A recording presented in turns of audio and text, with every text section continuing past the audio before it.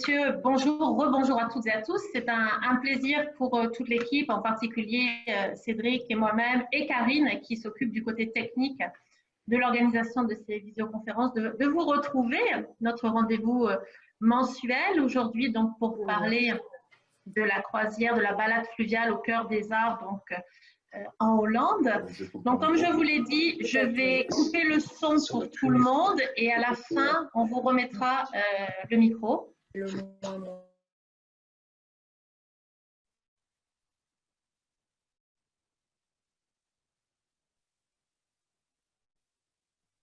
On va débuter donc par une présentation de quelques minutes très courte de nos croisières fluviales pour cette année 2021, puisque comme je vous l'ai dit précédemment, volontairement, Plein Cap a choisi de s'orienter un petit peu plus vers les croisières fluviales en 2021.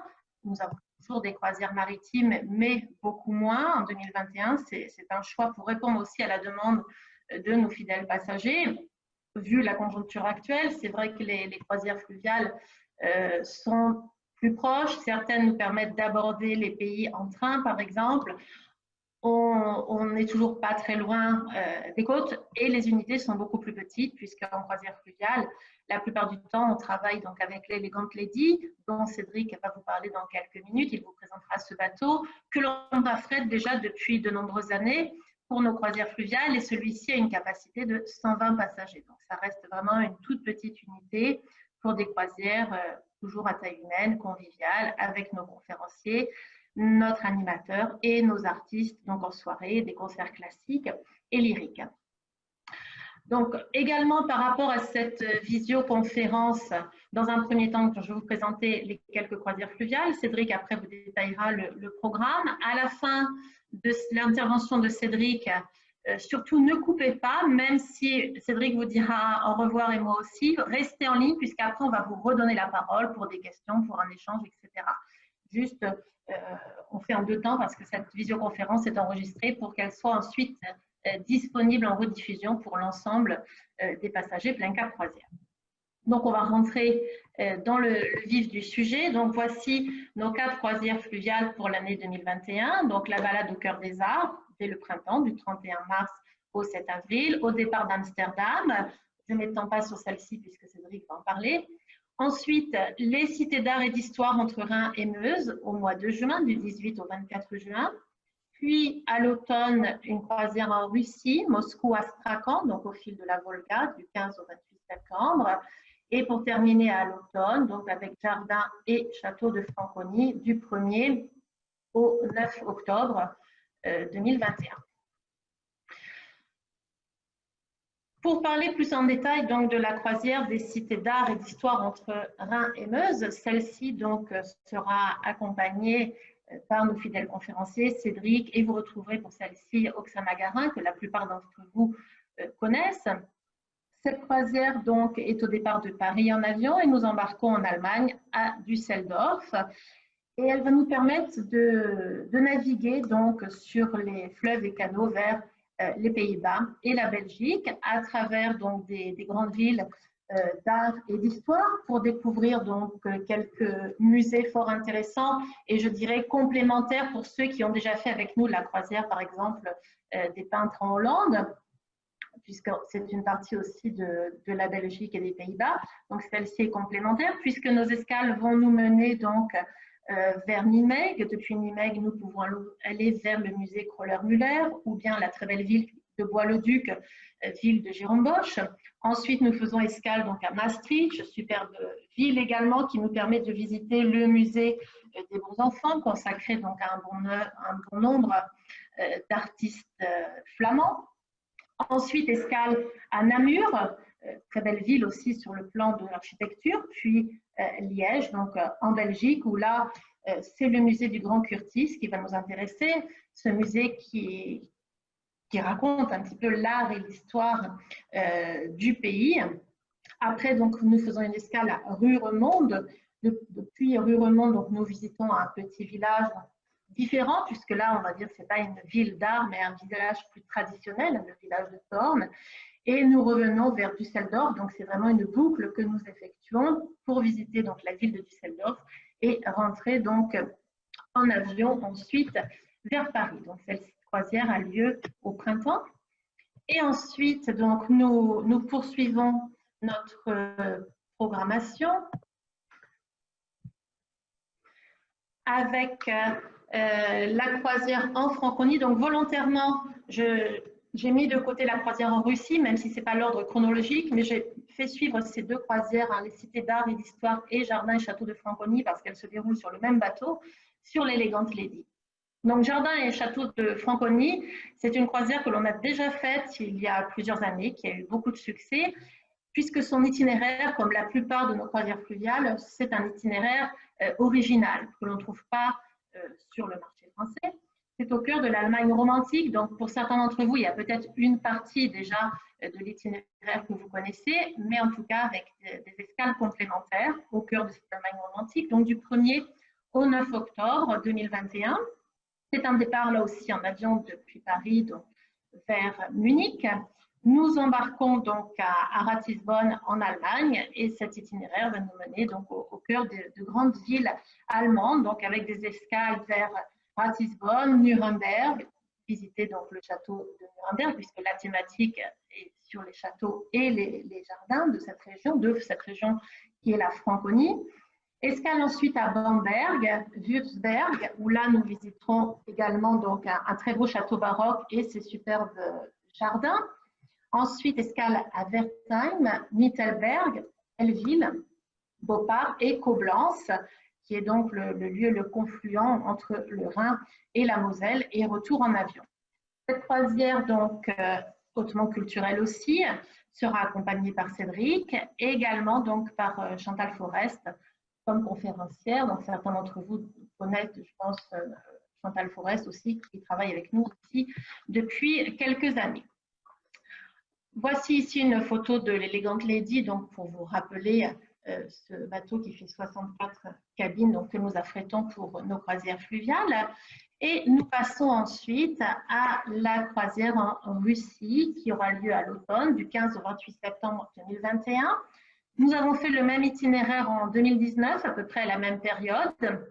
Donc là, on n'affrète pas le bateau en totalité. Le Cruise Lake, c'est un bateau qui fait à peu près 120 passagers. On a uniquement un groupe de 40-45 passagers sur ce bateau. Donc, il sera accompagné par Oksana Garin, puisqu'elle connaît entre autres très bien cette destination. Donc, avec bien sûr les excursions privatisées pour vous, les conférences d'Oksana privatisées. Et donc, cet itinéraire va nous mener au cœur de la Russie, de l'Anneau d'Or. Et je dirais cet itinéraire est complémentaire pour beaucoup d'entre vous qui ont déjà fait Moscou, Saint-Pétersbourg. Donc là, c'est vrai que ça permet de descendre jusqu'à Astrakhan. Alors, plusieurs fois, on m'a posé la question parce que par le passé, on avait fait aussi une croisière vers la mer d'Azov. Donc, cet itinéraire est différent. Il y a quelques villes également que l'on retrouve, qui sont communes à l'itinéraire de la mer d'Azov, mais l'itinéraire est différent sur une grande partie. Donc, on part de Paris en avion pour rejoindre Moscou. On reste une nuit à Moscou, donc à bord du bateau, une journée, enfin 2 journées entières de visite à Moscou, donc en début de croisière. Ensuite, on débute notre navigation, donc vers Ouglishch, Yaroslav, de très grandes villes d'art et d'histoire. Également Kostroma, Nijni Novgorod, Chevoksary, la très belle ville aussi de Kazan, Samara, Saratov, Kostroma, Yaroslav. Et on poursuit ensuite vers Astrakhan, où nous restons là aussi donc 2 journées entières à Astrakhan et retour donc Astrakhan-Moscou et Moscou-Paris. Donc cet itinéraire a lieu du 15 au 28 septembre 2021, donc à bord du Cruise Lake. Donc voici le programme de nos croisières fluviales que vous retrouvez bien sûr en détail sur notre site internet. Tous les programmes détaillés sont à votre disposition. Très prochainement, après les vacances de la Toussaint, donc dans 2 semaines, vous allez recevoir par courrier, parce que c'est vrai que depuis mars, on communique beaucoup par mail, mais on a aussi certains de nos passagers qui n'ont pas le mail. Donc, vous allez recevoir par courrier le calendrier plein cap croisière pour 2021, donc aussi bien des croisières fluviales, des croisières maritimes, des escapades culturelles mis en place par Cédric, vers le Kent, les îles anglo-normandes, Chypre, etc. Et ensuite, les programmes détaillés seront à votre disposition sur simple demande. Sans plus tarder, eh bien, je vais laisser la parole à Cédric pour la présentation de ce très bel itinéraire qui est aussi un des classiques de Plein Cap Croisière et qu'on nous réclame régulièrement. Donc, la balade fluviale au cœur des arts sur les traces des maîtres flamands et hollandais. Et moi, je vous retrouve juste après. À tout à l'heure.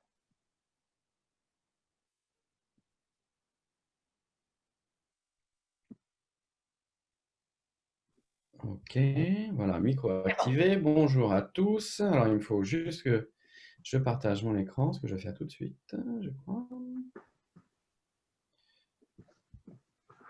Voilà. Petite manipulation. Et normalement, vous avez, ici tous les micros sont coupés. Je ne sais pas si Magali aussi, couper son micro. J'entends un petit Larsen. Ouais. Alors, bonjour à tous. Je vous retrouve avec plaisir, effectivement, aujourd'hui pour vous parler de votre prochain voyage, de votre prochaine croisière. Une croisière fluviale sur les traces des maîtres flamands et hollandais. On va profiter du printemps pour découvrir comme cela les splendeurs de ce qu'on appelle les arts du Nord. En dehors des villes, on retrouvera les paysages de la Hollande, des Flandres, ceux qui ont été immortalisés, ceux qui ont été magnifiés par les peintres du siècle d'or. On ira voir des musées, des églises. On sera à la découverte comme ça ou la redécouverte des chefs-d'œuvre de Rubens, de Rembrandt, de Vermeer. Un itinéraire qui va aussi nous permettre bien de voir d'autres trésors, ceux de la sculpture, de la musique, de l'architecture contemporaine également. Et puis, on pourra comme cela aussi voir, hein, apercevoir d'autres joyaux plus, on va dire plus traditionnels, les derniers moulins, les écluses, les digues qui sont si importantes pour un pays ou ces pays, cette région toujours menacée par le niveau de la mer du Nord. Et puis, on franchira également la porte de prestigieuses institutions qui sont dédiées aux arts, bien sûr le Rijksmuseum à Amsterdam, le Mauritius à La Haye ou encore la Fondation Kröller-Müller, l'un des premiers musées, le premier musée que l'on visitera. On va faire tout cela grâce à un bateau que vous avez ici à l'image. Et je vais juste un petit peu plus vous parler de ce bateau qu'on affrète régulièrement depuis plusieurs années.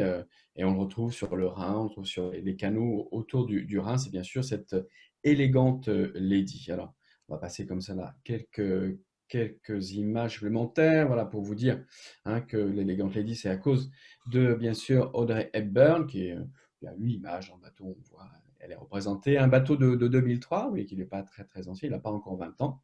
C'est un bateau qui a été construit d'ailleurs en Hollande et qui a été rénové en 2018, alors notamment parce qu'on a changé les sabords du pont supérieur qui ont été agrandis. Il fait toujours la même taille, il n'a pas changé, il n'a pas grandi pour autant lui, il fait 110 mètres de longueur, un peu plus de 11 mètres de largeur, un tirant d'eau d'1 mètre 60, ce qui n'est pas énorme, mais pour un bateau fluvial, c'est largement suffisant. Et puis l'équipage, tous des marins d'eau douce, comme vous voyez ici à l'image, sont 32. Un équipage, alors ils sont tous bulgares, bon ça c'est juste un détail, c'est anecdotique, mais disons que ça forme une famille assez unie. Et ça, c'est plutôt sympathique parce que chaque fois qu'on les retrouve, déjà, on est un peu reconnus, donc c'est plutôt sympa.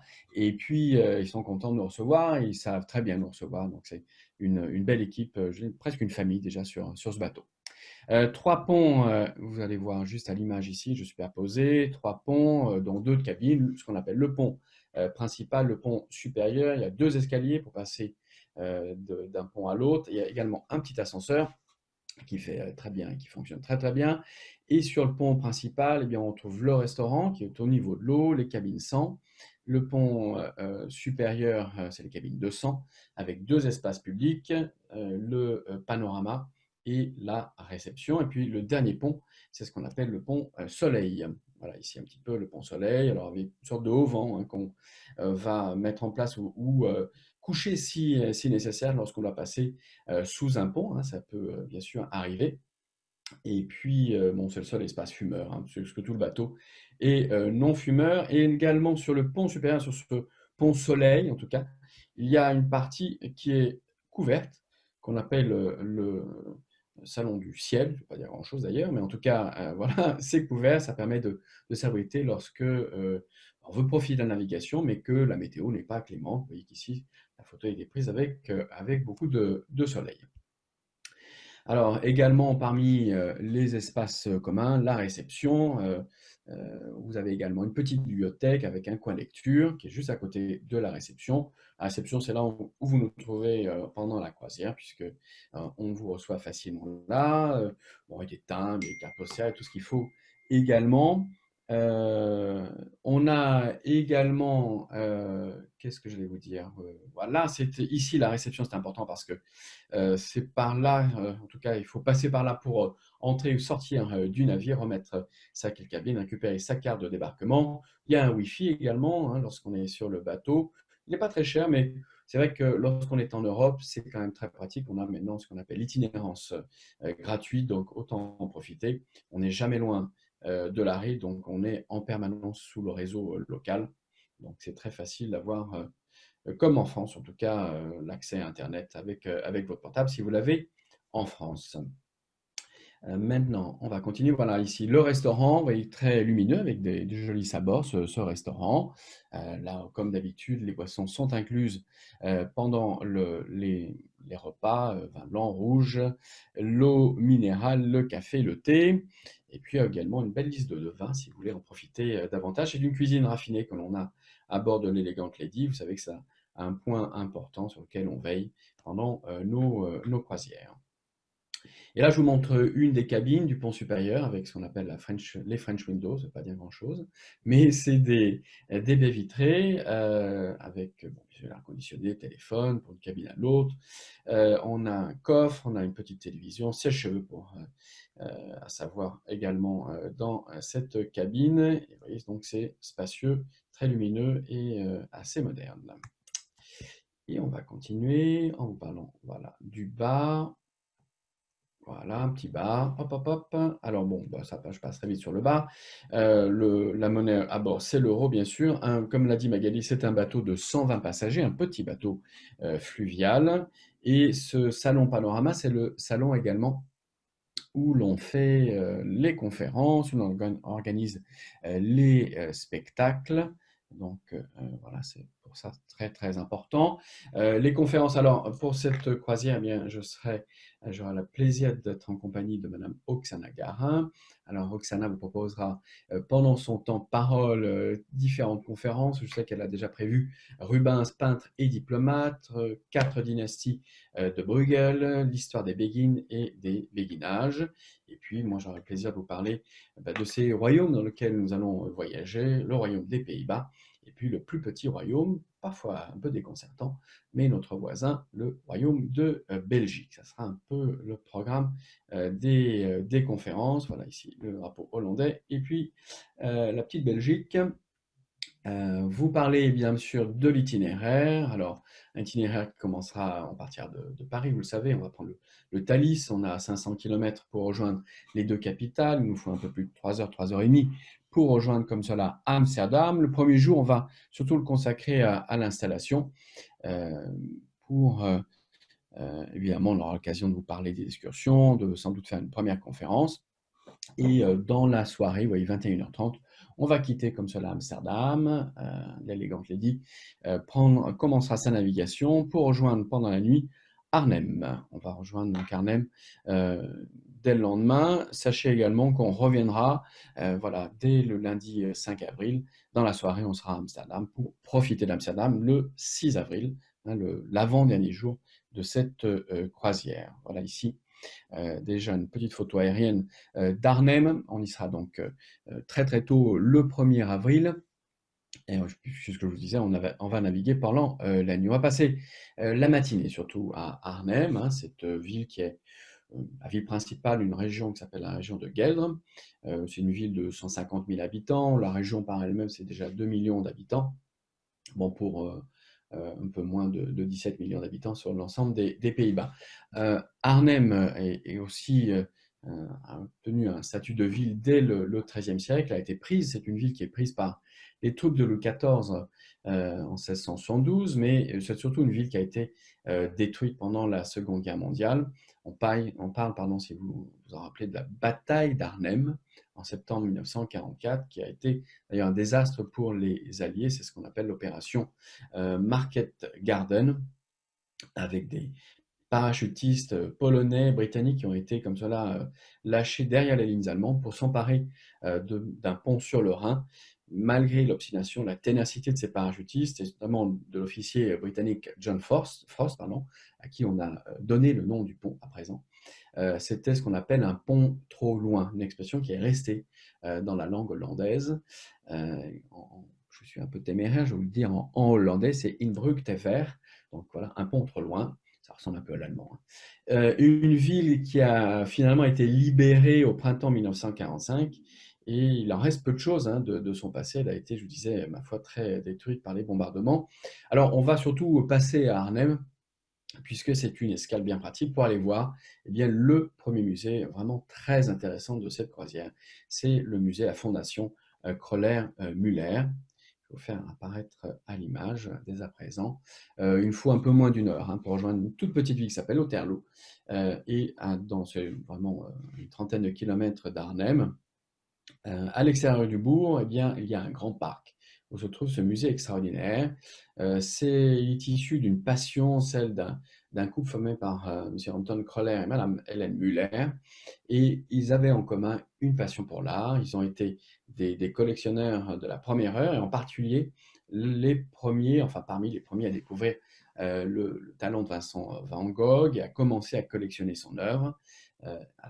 Ce qui est bien, c'est qu'Hélène Müller a fait don de cette collection à l'État des Pays-Bas. C'était en 1935.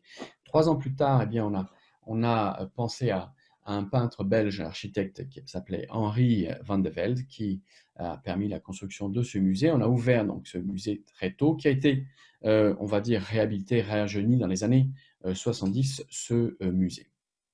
Alors, je vais voir évidemment quelques images. Donc, évidemment, il y a des œuvres de Van Gogh.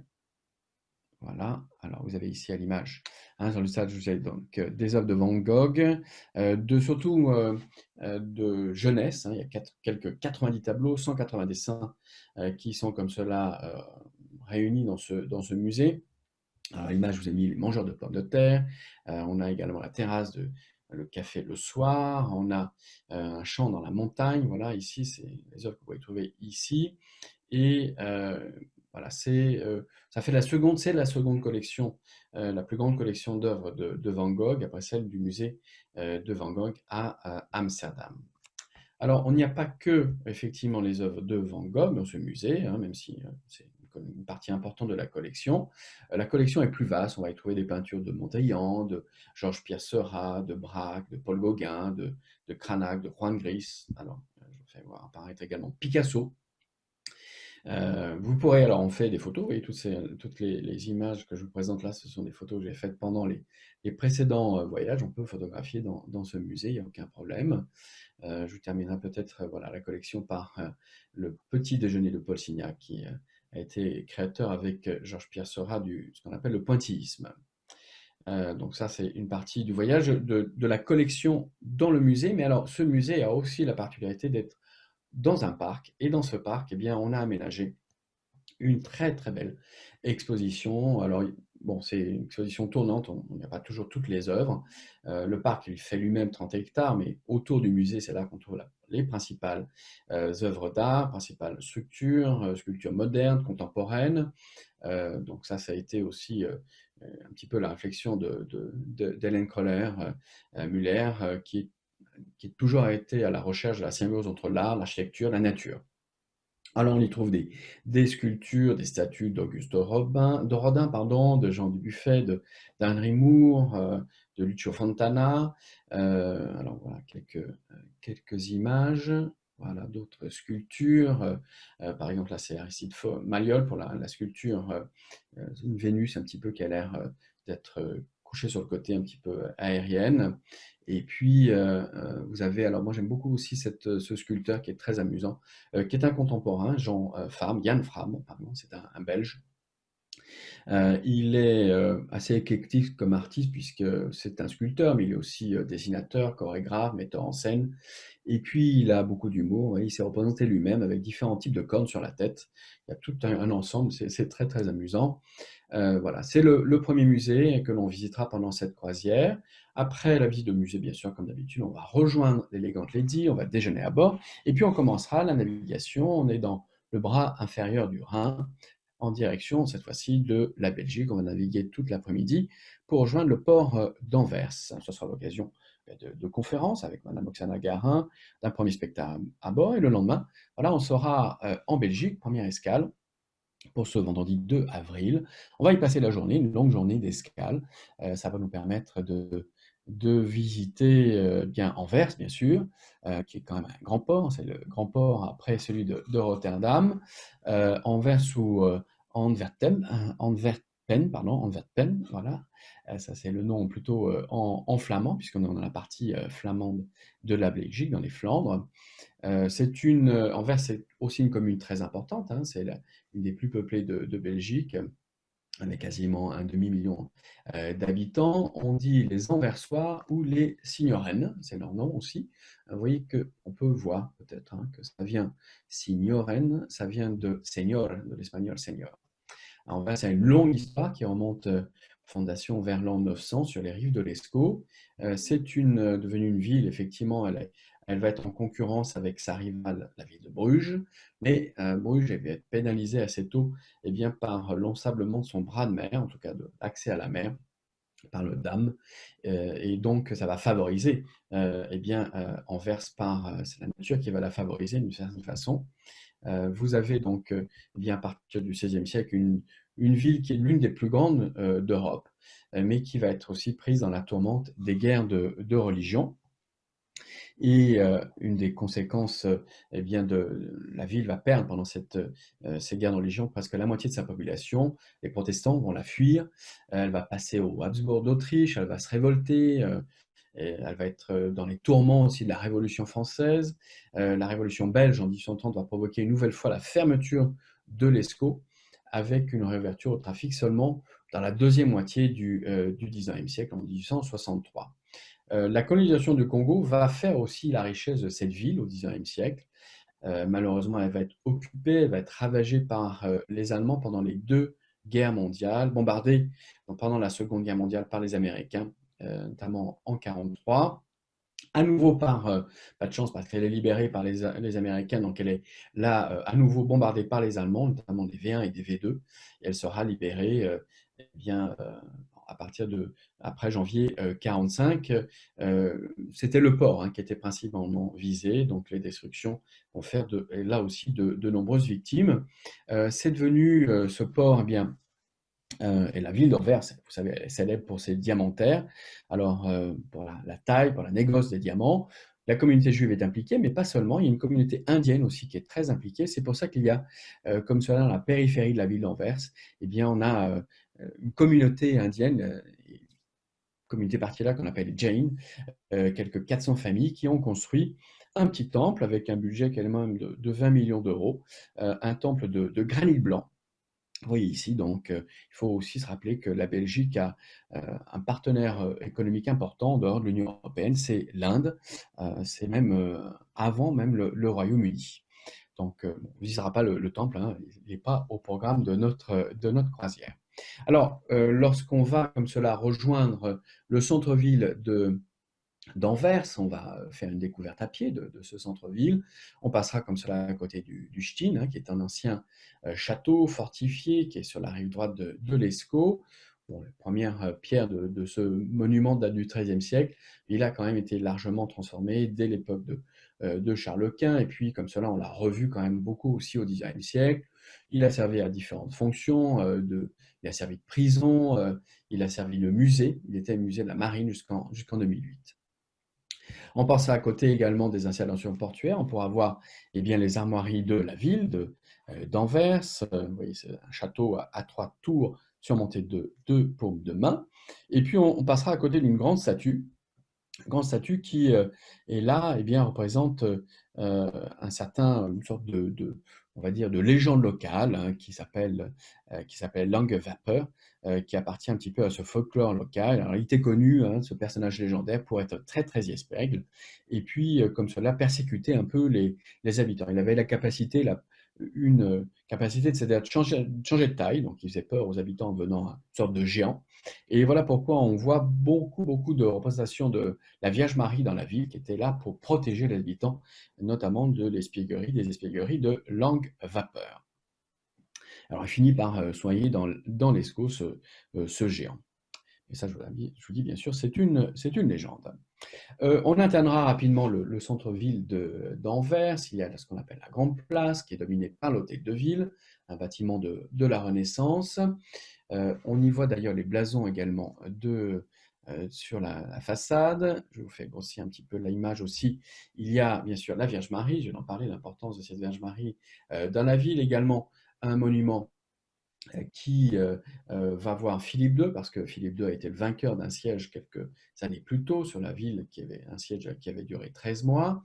Et on a également, alors c'est un monument assez éclectique, puisqu'on y voit ici des obélisques qui rappellent un petit peu l'Égypte. Il y a tout en haut de ce monument un aigle, c'est là à Rome, et tout en bas de ce monument, eh bien, des petites portes.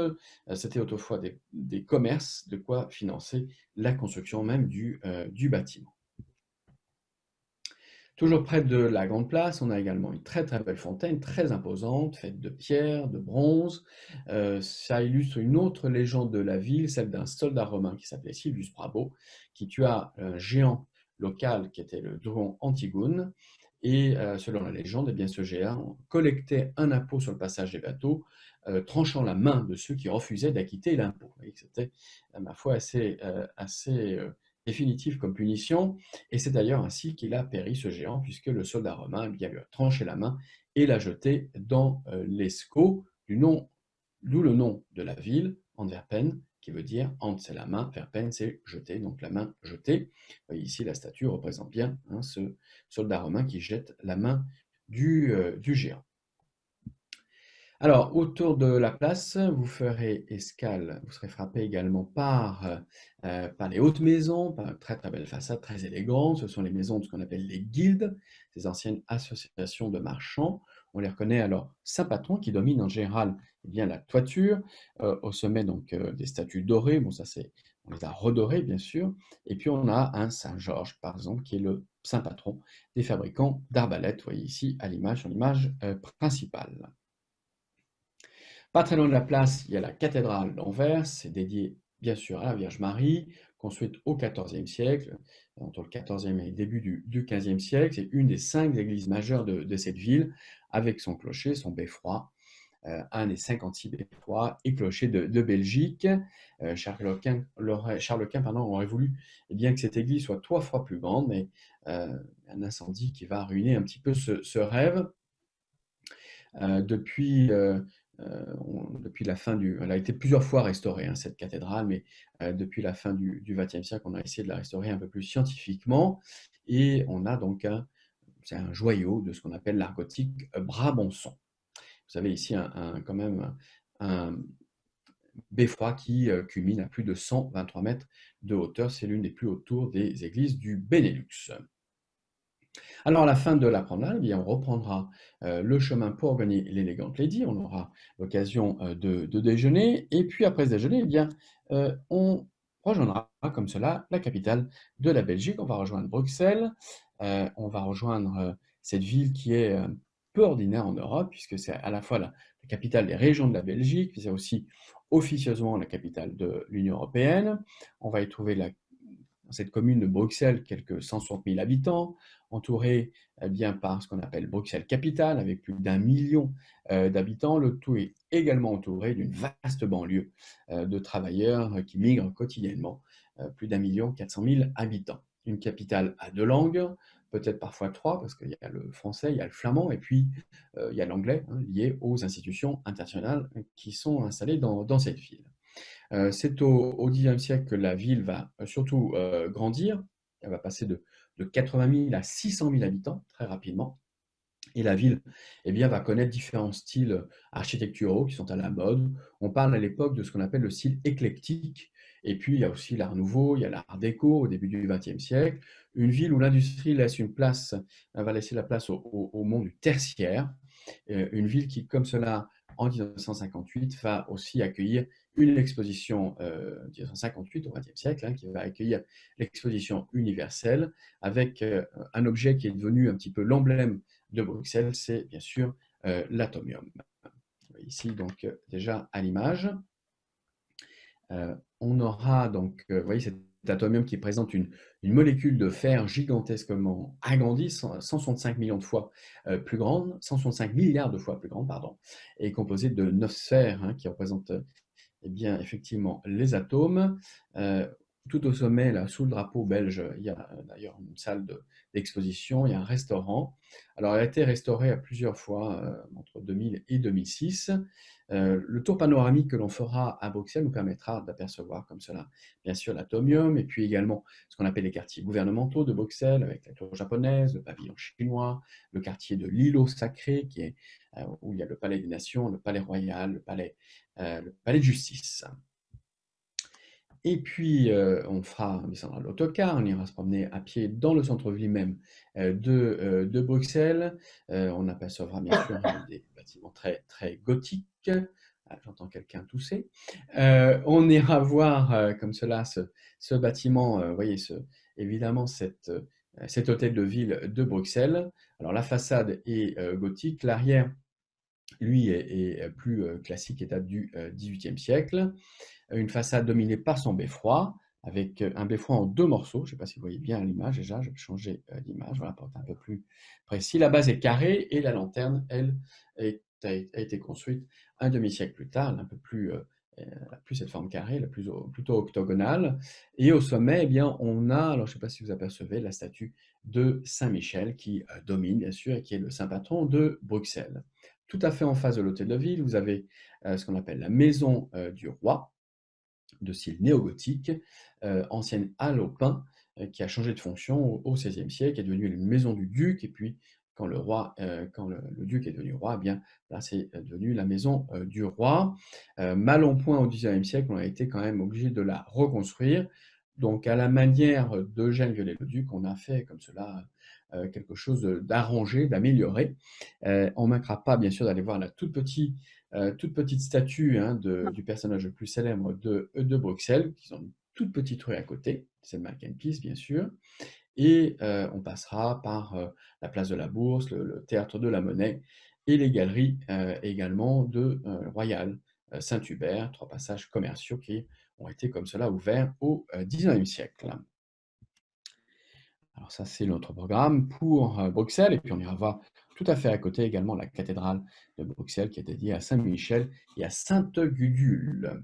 Voilà, dans ce qu'on appelle un style là aussi, pas le plus pur, mais un style d'assortiment. On y trouve différents styles, roman, gothique, primaire, tardif, on y trouve même un petit peu de baroque, avec les deux tours sur la façade principale assez épurées et qui sont assez symétriques. Et on a donc là un exemple pour les façades, en tout cas pour la façade d'un gothique brabançon. On ira comme cela voir cette cathédrale. On retournera sur nos pas, bien sûr, à Anvers et on naviguera pendant la nuit pour rejoindre comme cela le lendemain et y passer toute la journée. On va passer la journée du 3 avril à Gand, longue escale de 2 journées, pour aller voir le matin eh bien, la ville natale de Charles Quint, cette ville de Gand, une ville de confluence. Je suis issu d'une ville de confluence, Lyon, donc Gand, c'est aussi une ville de confluence. Ça vient du latin candia, donc la confluence entre la Lys et l'Escaut. Une ville fort intéressante parce qu'elle a un passé intéressant, elle est une ville aussi dynamique. Un passé, c'est le 14e, 15e siècle qui nous intéresse. Et c'est une ville alors d'un point de vue culturel et économique très, très importante. De nos jours encore, hein, c'est une ville touristique, une ville de festival, il y a un spectacle populaire, il y a un festival international du film qui s'y déroule chaque année. C'est une ville étudiante aussi, la ville de Gand, une des premières du pays. Une ville avec de nombreux établissements universitaires et une ville aussi dynamique parce qu'il y a beaucoup d'entreprises biotechnologiques qui s'y sont installées. C'est la troisième ville de Belgique, la seconde par la taille après, bien sûr, Anvers. Il y a 250 000 habitants qui vivent comme cela à Gand.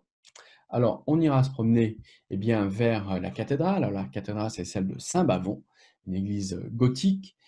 C'est le siège du diocèse, bien sûr, depuis la deuxième moitié du XVIe siècle.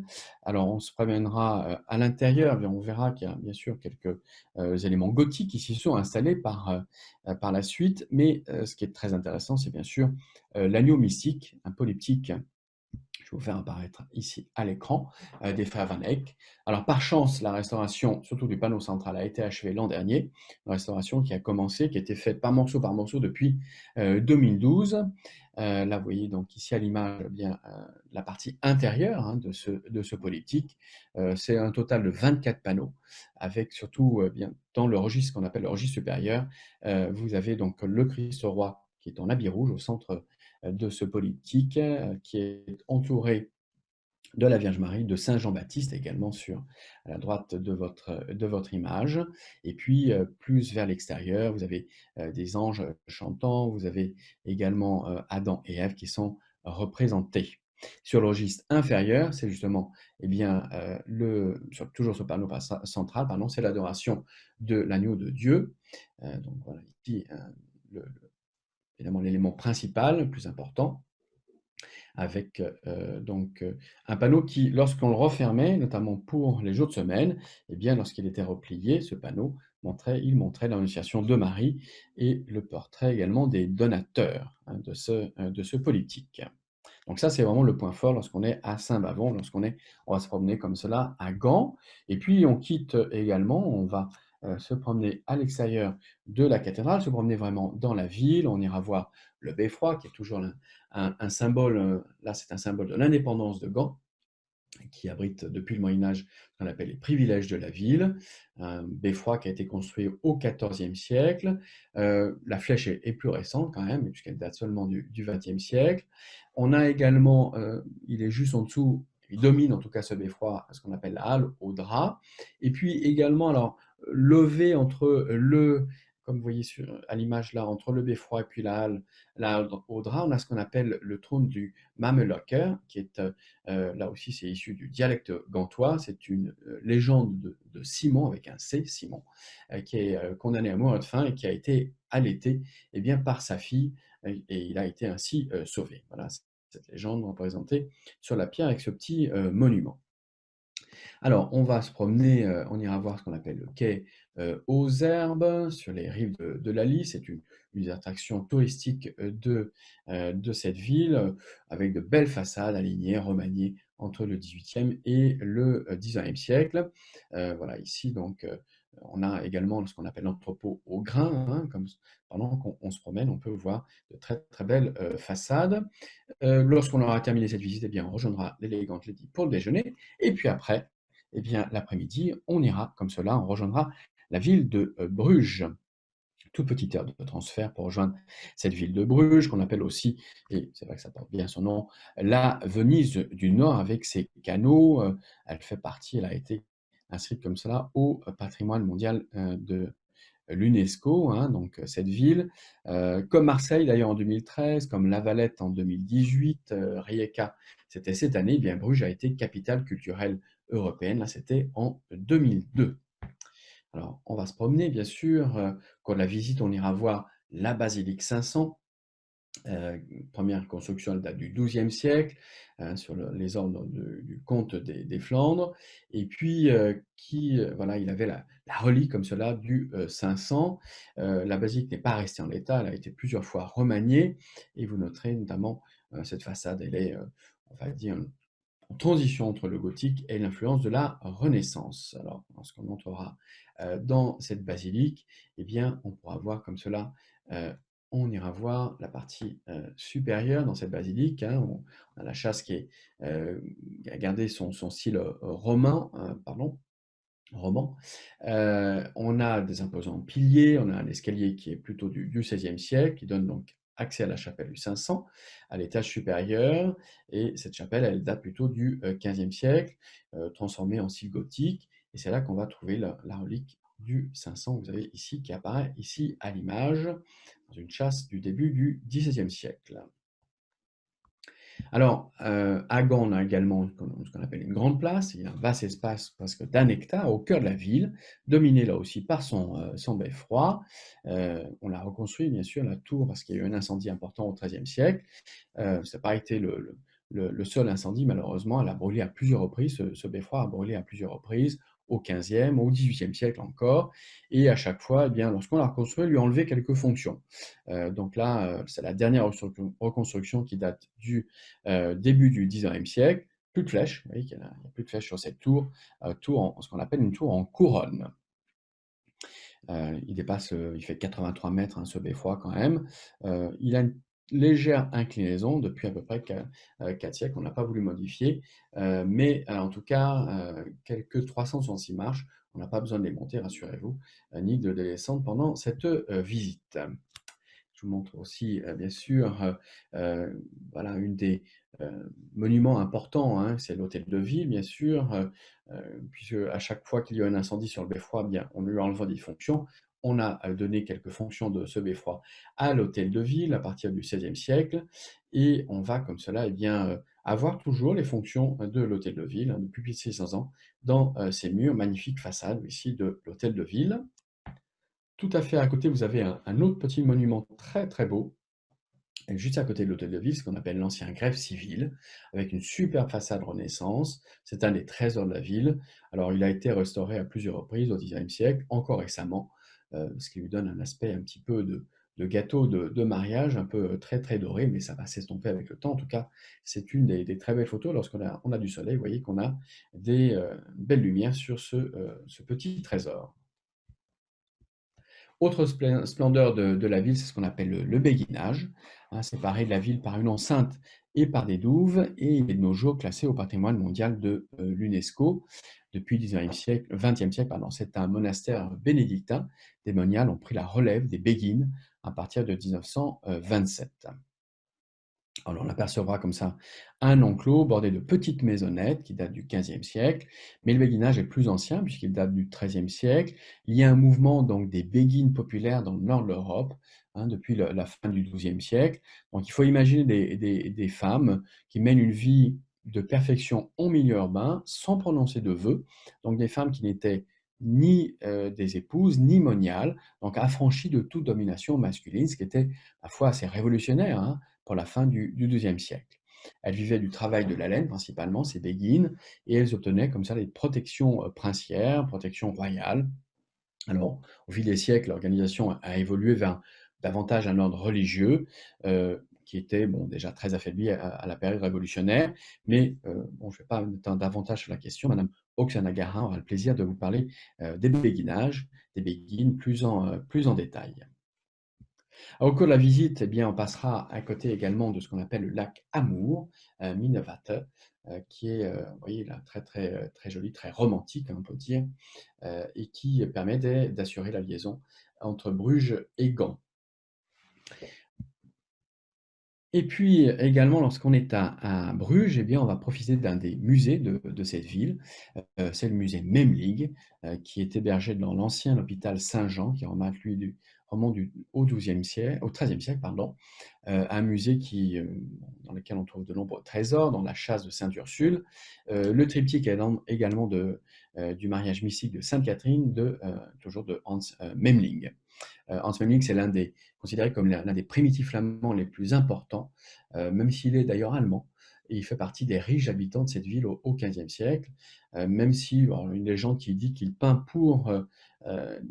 qu'il peint les œuvres exposées au musée pour remercier les sœurs de l'avoir soigné, alors qu'il aurait été un soldat de Charles le Téméraire, mais je vous dis, ça c'est une légende, hein. Voilà, en tout cas, un beau musée que l'on visitera, déjà le second musée donc, de cette croisière. Alors, on va continuer, puisque dans la matinée du 4 avril, on va naviguer. Ça sera l'occasion, là aussi, de vous présenter quelques conférences. Et puis, on va rester comme cela à partir du dimanche 4 avril, eh bien, 24 heures à cheval sur 2 jours, donc dans ce port de Rotterdam. Alors, immense port, hein, Rotterdam, c'est la seconde ville du pays, donc des Pays-Bas, plus de 600 000 habitants, le double si on compte là aussi l'agglomération autour de Rotterdam. C'est le cœur économique des Pays-Bas, c'est l'embouchure du Rhin et de la Meuse. Et on a de nos jours un port de Rotterdam qui est gigantesque. On sera dans la partie la plus ancienne, mais il y a un port moderne hein, qui fait plus de 50 km d'installation portuaire. C'est de nos jours, le port de Rotterdam, un port quasi monopole d'importation des hydrocarbures avec le Havre. C'est le seul port qui peut recevoir comme cela d'immenses tankers. Hein, mais bon, nous, je vous disais, on sera dans la partie la plus ancienne de ce port de Rotterdam. Et on ira comme cela l'après-midi, eh bien, voir une ville magnifique, petite ville à une trentaine de minutes de Rotterdam, c'est la ville de Delft. Là aussi, c'est une ville de canaux, avec des tilleuls qui sont plantés le long de ces canaux. Il y a des petits ponts d'eau d'âne, bien sûr. C'est vraiment la petite ville hollandaise très, très amusante, très belle.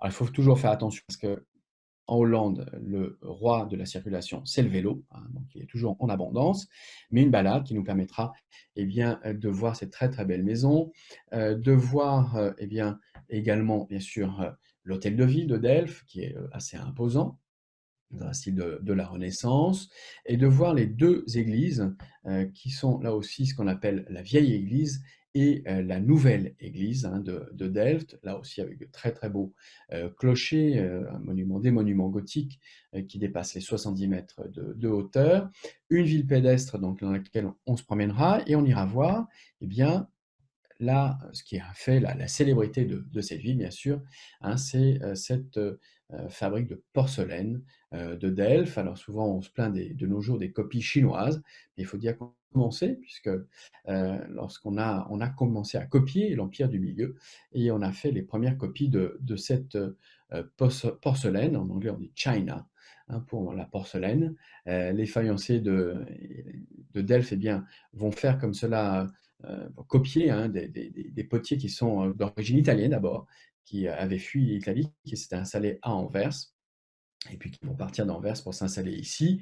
On a développé un art assez raffiné avec ce qu'on appelle un tesson. Un tesson, c'est un mélange de 4 terres, avec un décor, une technique de peinture, de cuisson, qui vont comme cela s'améliorer au fil des siècles, et que vous allez découvrir au cours de la visite, parce que c'est une visite très intéressante qu'on fait dans cette usine, enfin dans cette manufacture de porcelaine. Alors, voilà, ça c'est la visite que l'on fait. Vous voyez ici un petit peu quelques exemples de du développement, hein, de différentes étapes de la cuisson de cette porcelaine.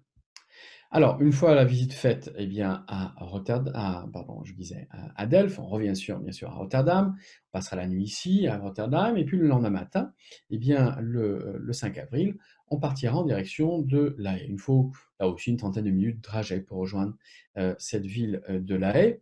Et le point principal, ce qu'on va principalement voir à La Haye, c'est le Mauritius. Son vrai nom, c'est le Cabinet royal de peinture, ce musée qui est un bâtiment lui-même du XVIIe siècle, qui accueille plus de 300 000 visiteurs chaque année, parce que la collection était absolument exceptionnelle. On y trouve, alors bien sûr, cette jeune fille au turban de Vermeer. Alors, parfois on dit la jeune fille à la perle, mais c'est son vrai nom, hein, c'est le titre vraiment de cette peinture, c'est la jeune fille au turban. Le musée a été réouvert à partir de 2014 parce qu'il avait été fermé pour restauration. Et c'est, je vous disais, là aussi, c'est le troisième musée, mais sans doute un des points d'orgue de notre visite. Alors, lorsqu'on est à La Haye, eh bien, on en profite aussi pour faire un tour panoramique, pour voir les différents quartiers, notamment ce qu'on appelle le quartier du siège du gouvernement, le quartier des ambassades, également les temps de la cour, les maisons patriciennes de cette maison, de cette ville pardon, de La Haye. Une ville aussi intéressante parce que c'est une ville de gouvernement, même si le gouvernement n'y est pas entièrement représenté, mais un demi-million d'habitants vivent ici. Il y a aussi d'autres instances importantes internationales comme la Cour internationale de justice, la Cour pénale internationale. Lorsqu'on visite un petit peu eh bien, cette ville, on comprend son fonctionnement. Hein, ça sera l'occasion avec ce tour panoramique sur la Haye. On rejoindra Rotterdam et puis on va naviguer comme cela pendant l'après-midi du lundi 5 avril pour rejoindre eh bien, Amsterdam. Le soir, on sera déjà à Amsterdam. Dès le lendemain matin, Amsterdam est au programme avec plus de 800 000 habitants, sans compter le double pour l'aire urbaine. On est loin de l'origine d'Amsterdam, un petit village au XIIe siècle avec une digue, le Dam sur la Stèle. Nous commencerons par faire une visite panoramique d'Amsterdam. Vous aurez un bel aperçu en passant en particulier par la place du Dam avec le Palais Royal et la nouvelle église, la place de la Monnaie, le marché aux fleurs et le Ronkin. On passera également, lorsqu'on est à Amsterdam, eh bien en faisant cette excursion pédestre, par le vieux béguinage d'Amsterdam. Donc, ça sera un autre béguinage que l'on visitera au cours de cette croisière. Et puis, la balade se terminera à proximité du Rijksmuseum, ce musée qui sera l'un des points forts de notre croisière, un autre musée qui, en plus, ces dernières années, a bénéficié d'une profonde restauration, d'une réorganisation. Alors, en cette fin de présentation, je ne vais pas avoir la prétention de vous présenter un si vaste musée, une si vaste collection. Sachez quand même que Louis Bonaparte, le roi français des Bataves, n'est pas étranger à la consolidation de cette collection et que le bâtiment où se trouve le Rijksmuseum eh bien, date de la fin du XIXe siècle. C'est le résultat d'un concours gagné par un architecte, Pierre Cuypers. Cette visite occupera, j'en suis certain, une bonne partie de cette matinée. Et après cela, eh bien, nous aurons le temps de regagner l'Elegant Lady pour le déjeuner. Après ce déjeuner, eh bien, on va vous proposer de découvrir cette ville des canaux, cette ville d'Amsterdam où l'eau est quand même maîtresse, de la découvrir par ces canaux, justement, par la voie fluviale, avec un plus petit bateau que l'Elegant Lady, qui aurait bien du mal à naviguer dans les canaux d'Amsterdam. Une balade qui nous permettra de découvrir l'architecture de la vieille ville d'Amsterdam, les ponts, comme vous avez ici à l'image le pont Maigre, le bateau de la Compagnie des Indes orientales. Et puis également, on pourra voir, ça c'est le passé d'Amsterdam, on pourra, lors de cette balade, voir un petit peu l'architecture contemporaine de cette ville si peu commune. Là, vous avez à l'image, par exemple, le Nemo, qui est en fait le musée des sciences d'Amsterdam. Alors, vous pourrez, je disais, donc voir cette partie plus moderne. Ça sera une visite qui complétera bien sûr notre découverte d'Amsterdam et on reviendra comme cela à bord pour la dernière soirée. On quittera le mercredi 7 avril la ville d'Amsterdam, comme nous l'avions gagné par le train, par le Rapid Thalys. À présent, je vais vous remercier pour votre attention. J'espère vous avoir donné envie de voyager, envie de découvrir cette très belle et riche croisière. Et je vous donne surtout rendez-vous pour le jeudi 19 novembre à 10h30 également pour la présentation de la croisière Cité d'art et d'histoire, une croisière que j'en fera sur le Rhin et la Meuse, toujours à bord de l'Elegant Lady en compagnie de Madame Oksana Garin. Merci de votre attention et à présent, dans quelques minutes, je passerai la parole à Magali.